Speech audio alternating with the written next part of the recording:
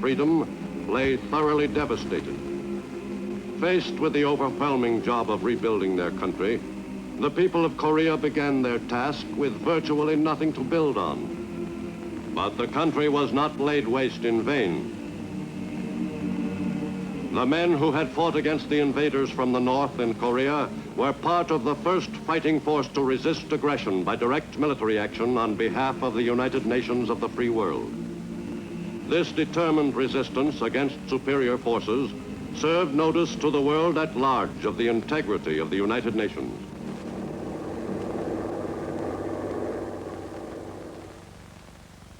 This is the first time that enforcement action has been taken by the United Nations.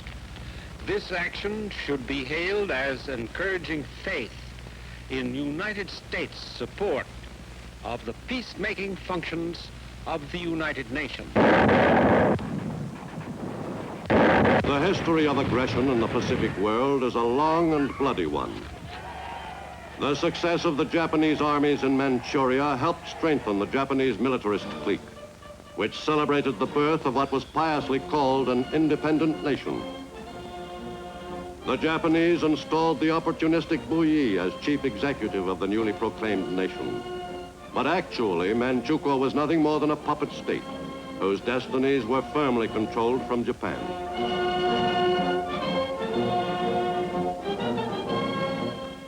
This high-handed seizure of Manchuria was taken under consideration by another body of nations dedicated to preventing aggression, the League of Nations. Japan's delegate Matsuoka protested his country's innocence. It is a matter of common knowledge that Japan's policy is fundamentally inspired by a genuine desire to guarantee peace in the Far East and to contribute to the maintenance of peace throughout the world. Japan, however, finds it impossible to accept the report adopted by the Assembly.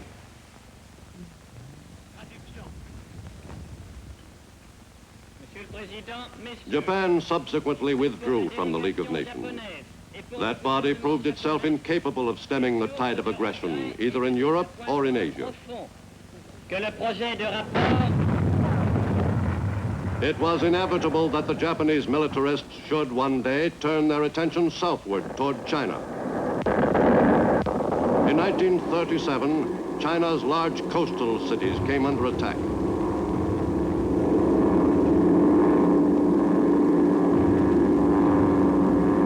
In China, Japan's pattern for conquest was firmly established. The Chinese became the first refugees of the struggle which was to grow into the Second World War. Shanghai fell to the aggressors in November 1937, and the Japanese tightened their grip on the mainland of Asia. 4 years later, Japan's program of aggression in the Pacific had grown to staggering proportions. From a point 300 miles off Oahu, Japanese planes took off on the strike which marked the start of World War II in the Pacific.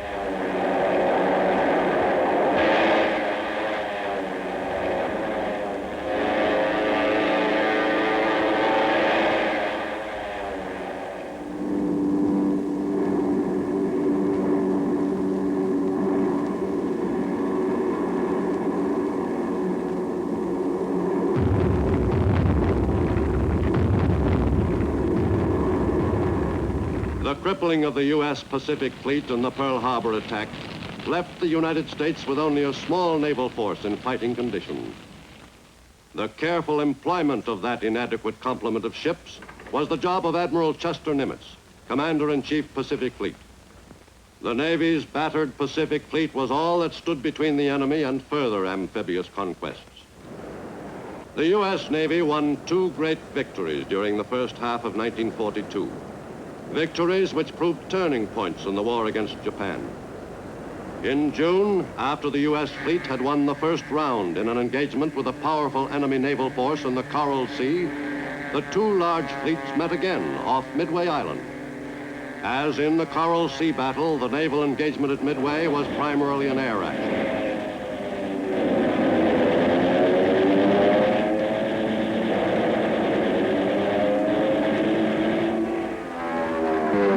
warfare took a new turn in early 1942 in the Pacific. And American carrier planes, reinforced by land-based Marine and Army planes from Midway, dealt the enemy a crushing defeat.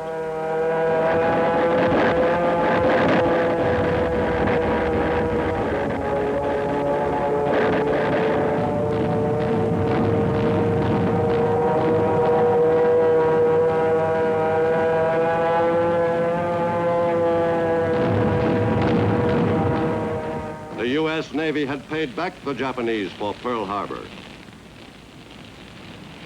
In those early months of war in the Pacific, American fighting forces were woefully under strength, ill-prepared for the job of stopping the Japanese advances. In the Aleutians, which lie between North America and Japan's home islands, the U.S. garrisons were particularly undermanned. American air units were severely handicapped by the unpredictable weather and by the generally difficult terrain.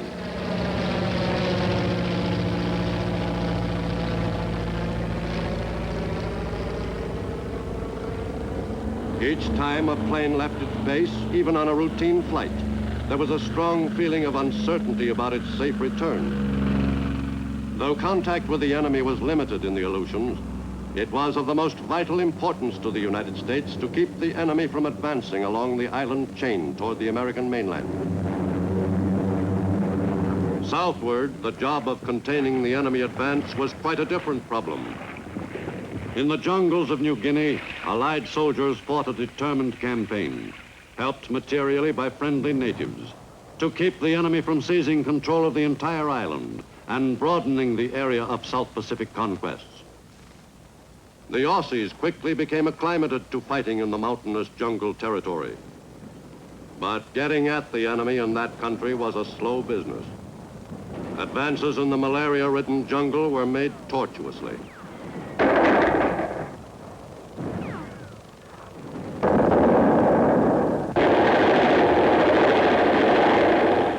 Though the Aussies sometimes felt they'd been forgotten, there was evidence from time to time that they weren't really isolated after all.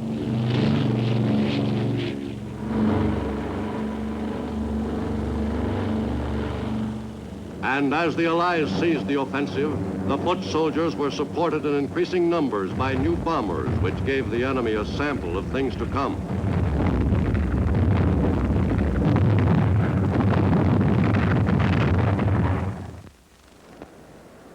On a tiny coral atoll named Tarawa in November 1943, the United States opened a new assault toward Japan from another direction. One division of Marines, the 2nd, was assigned the task of reducing this enemy stronghold.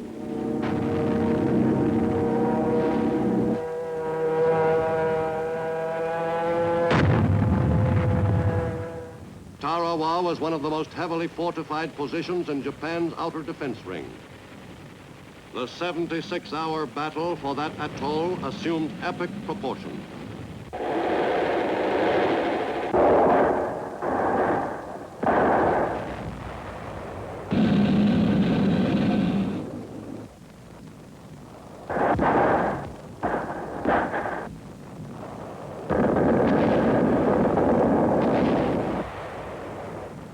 The Marines' casualties were heavy, but a most valuable piece of land had been taken from the enemy.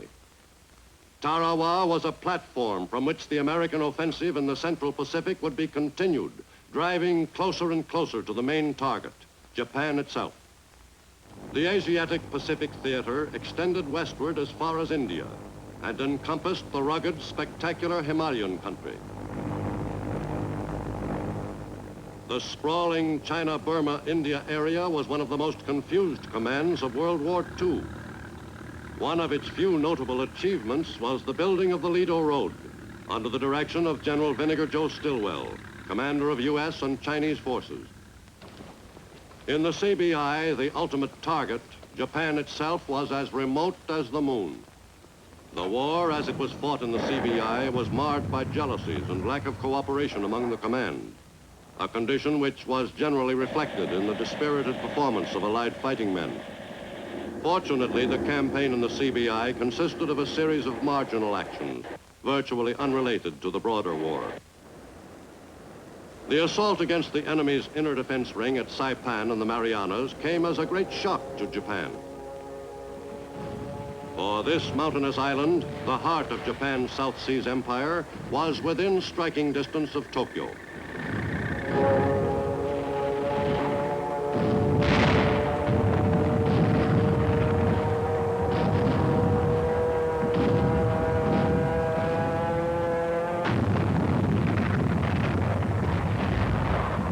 The fight for Saipan was one of the toughest of the Pacific War.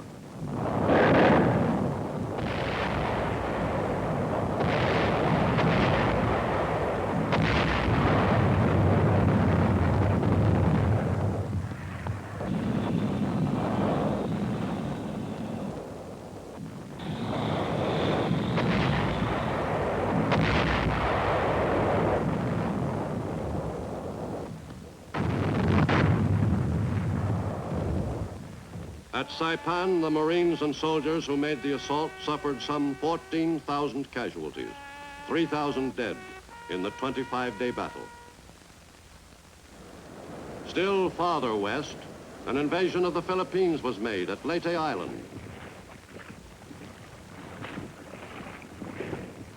With the assault on the Philippines by American GIs who had driven north and west through the New Guinea jungles, a promise made 2.5 years earlier was kept. 2 years ago, I said to the people of the Philippines whence I came, I shall return. I repeat those words. I shall return. Nothing is more certain than the ultimate reconquest and liberation from the enemy of those and adjacent lands. America's newest long-range bombers, the powerful B-29s, took off on missions over the Japanese homeland beginning in late 1944. The trip from bases in the Marianas and return totaled some 2,500 miles, just about all of it over water. No other heavy bombers in any theater had such an assignment. Finally, after 7 hours, the enemy's homeland lay just ahead.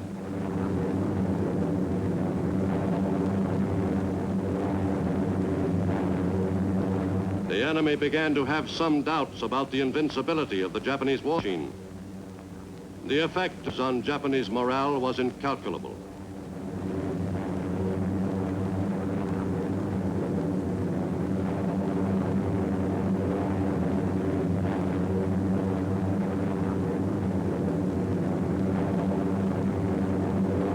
Inevitably, the submarine was destined to play an important part in the Navy's war in the Pacific. Throughout the war, the exploits of American subs were generally classed as secret for security reasons. But their achievements, though unpublicized, were notable. Down periscope. During World War II, U.S. subs accounted for 63% of the total of Japanese merchant shipping sunk in the Pacific, and nearly a third of the enemy's combat ships sent to the bottom.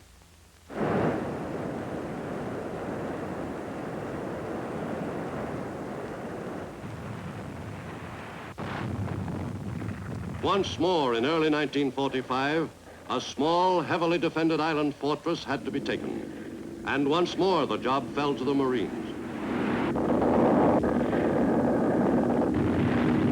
The assault on Iwo Jima was one of the bloodiest chapters in Marine Corps history.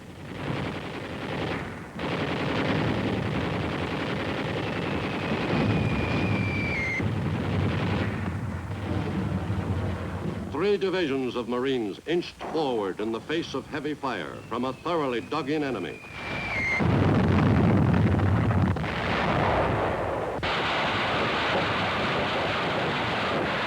The battle for this inferno of 8 square miles raged for 26 days. 26 days of continuing bitter fighting.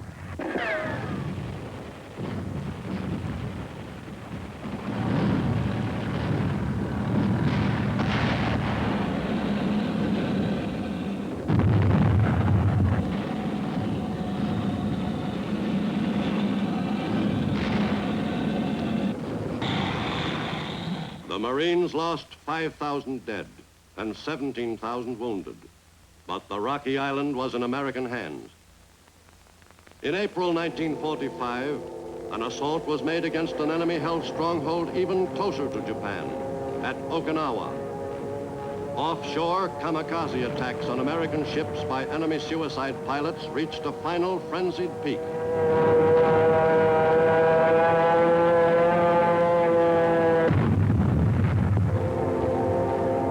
The U.S. Navy lost 36 ships off Okinawa.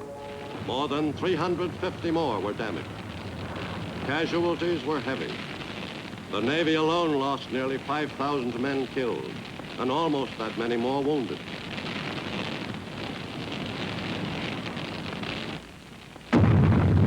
But U.S. forces had successfully fought their way to the shore of Japan itself.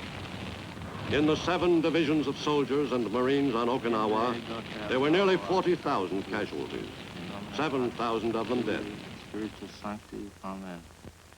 With Japan bracing itself for an invasion of its homeland, a different kind of attack provided a terrifying conclusion to World War II.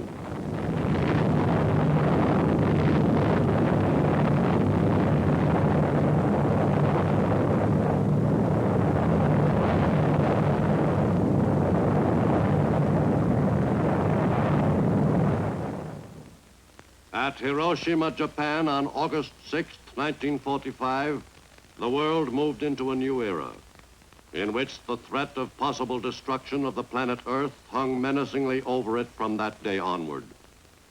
Less than a month later, in Tokyo Bay on board the U.S. battleship Missouri, the formal surrender of Japan was made to officers of the Allied governments engaged in the war against that nation. General of the Army Douglas MacArthur presided at the ceremony. We are gathered here, representatives of the major warring powers, to conclude a solemn agreement whereby peace may be restored. It is my earnest hope, and indeed the hope of all mankind, that from this solemn occasion a better world shall emerge out of the blood and carnage of the past.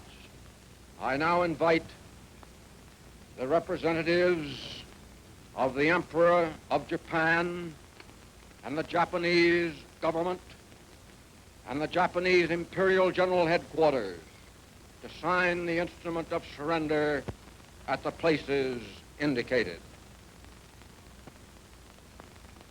The once arrogant Japanese, whose aggressive sweep across the Pacific had been begun less than 4 years earlier, had finally been brought to bay. The ceremony on the Missouri concluded the most costly war the world had ever known, fought over an expanse of hundreds of thousands of miles.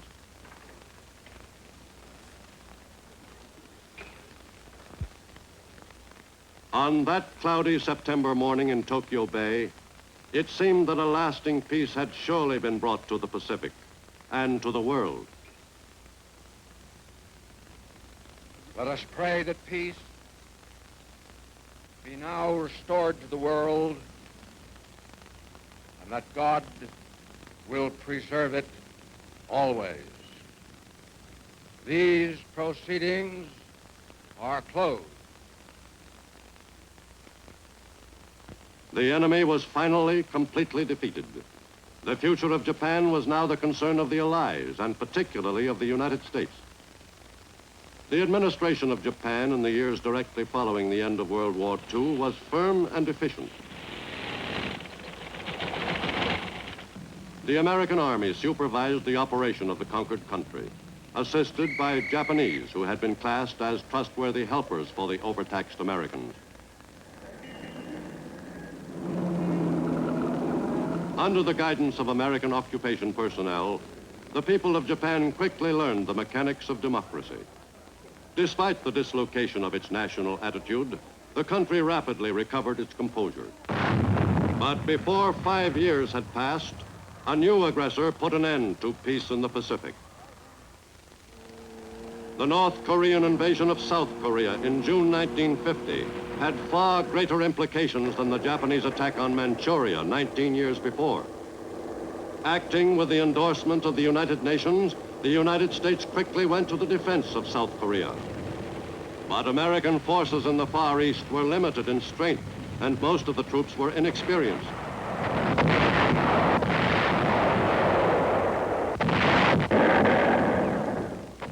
Through the summer of 1950, American GIs fought on courageously against overwhelming odds.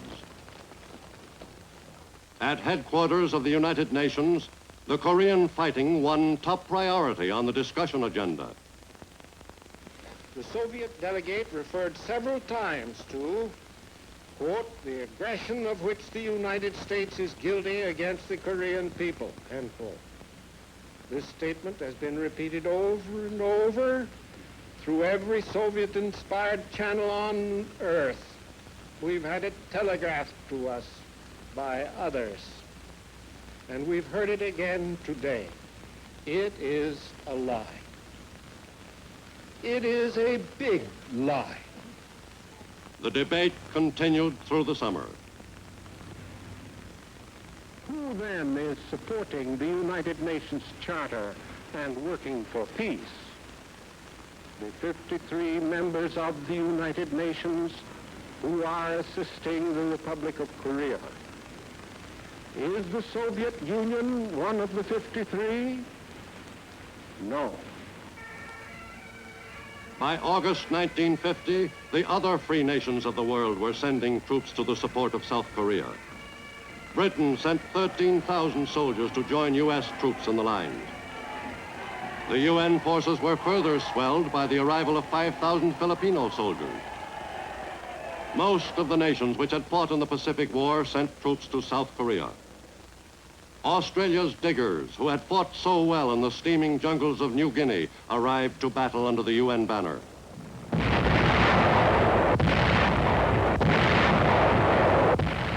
But the bulk of the fighting forces in the lines against the communists in Korea were American troops.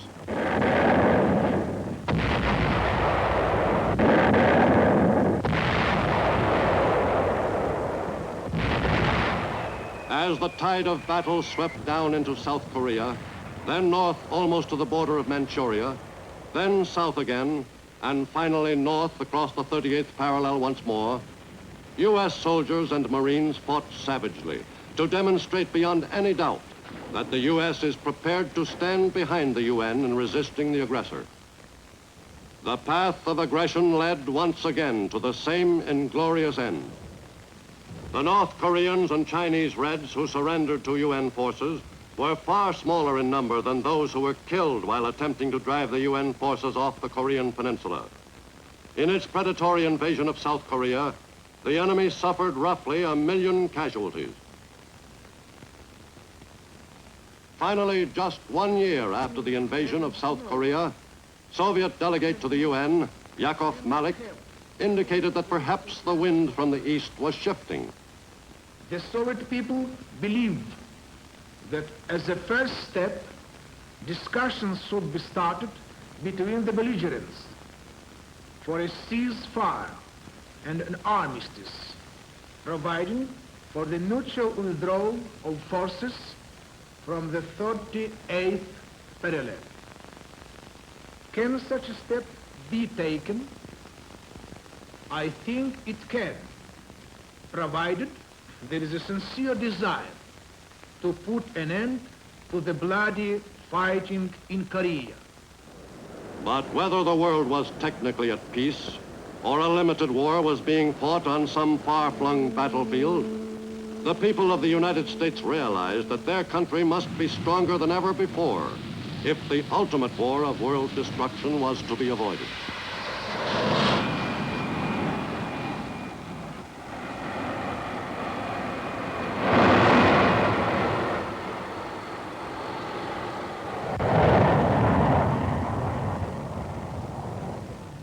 In the Pacific, on Eniwetok Atoll, the strength to resist any aggressor was being developed to the utmost. On the efforts of the men occupied there depended the life or death of the free world.